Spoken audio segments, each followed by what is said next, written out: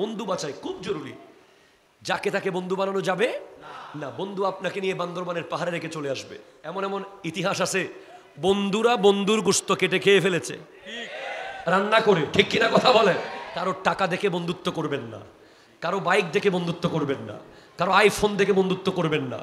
বন্ধুত্ব হবে শুরু মসজিদ থেকে। হয়তো বন্ধুকে নামাজি বানান অথবা নামাজিকে বন্ধু বানান, আর অন্য বন্ধুগুলো বন্দুক হয়ে যাবে। ঠিক কিনা কথা বলে? আসল বন্ধু আল আখিল্লাউ ইয়াউমাইযিন বা'দুহুম লিবাদিন আদু ইল্লাল মুত্তাকিন।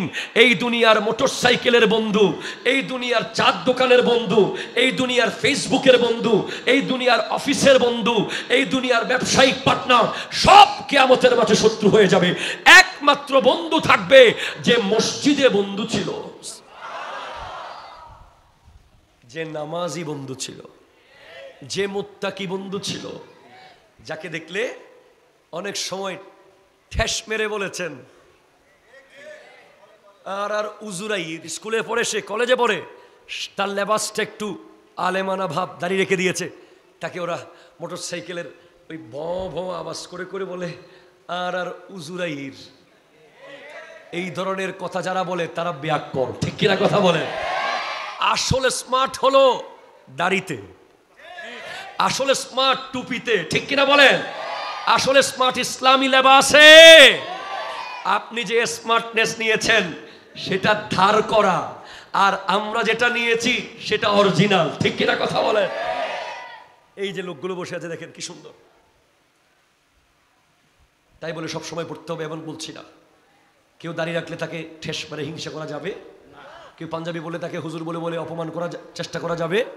হুজুর তো হুজুর, হুজুরের মূল্য তো অনেক। ঠিক কিনা বলেন? সেজন্য দিনদার, পরহেজগার, নেককার নামাজ থেকে বন্ধুত্ব করবেন। কোন গাউসিয়া কমিটি বাংলাদেশের ভাই দেখছেন, বন্ধুত্ব করেন। এইভাবে আহলে সুন্নাত জামাতের অনুসারী দেখেছেন, আল্লাহর ওলির মাজারে যাচ্ছে, দেখতেছেন জিয়ারত করতেছে, কাঁদতেছে মুনাজাতে, অথবা দেখতেছেন সবাই জুমার দিন বের হয়ে গেছে, শেষের দুইজন যুবক বসে আছে কখন হুজুর আখিরি মুনাজাত করবে। আখিরি মোনাজাতের পরে হুজুরের সাথে মোলাকাত করে বের হচ্ছে, বুঝবেন সে আপনার যোগ্য বন্ধু। ঠিক কিনা কথা বল? সে বন্ধু আপনার কোনোদিন ক্ষতি করবে না। তাহলে ফিতনার যুগে প্রথম দায়িত্ব কার? বাবা মা। কার কার কার? দ্বিতীয় নম্বর দায়িত্ব কার? শিক্ষক।